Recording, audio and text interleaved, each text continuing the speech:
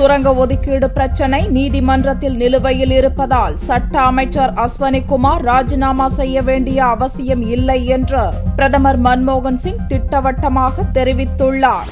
நிலக்கரி சுரங்க ஒதுக்கீடு குறித்த விசாரணை அறிக்கையை உச்சநீதிமன்றத்தில் தாக்கல் செய்வதற்கு முன் சட்ட அமைச்சர் அஸ்வனிகுமார் மற்றும் பிரதமர் அலுவலகம் மற்றும் நிலக்கரித்துறை அமைச்சக அதிகாரிகளிடம் காட்டியதாக உச்சநீதிமன்றத்தில் சிபிஐ இயக்குநர் ரஞ்சித் சின்ஹா வெள்ளியன்று ஒப்புதல் அளித்தார். இதன் மூலம் சிபிஐ விசாரணையில் காங்கிரஸ் தலைமையிலான மத்திய அரசு தலையிடுவது உறுதியாகி இருப்பதாகவும் அதனால் பிரதமர் மன்மோகன் சிங் சட்ட அமைச்சர் அஸ்வனிகுமார் ராஜினாமா செய்ய வேண்டும் என பாரதிய ஜனதா உள்ளிட்ட கட்சிகள் வலியுறுத்தி வருகின்றன.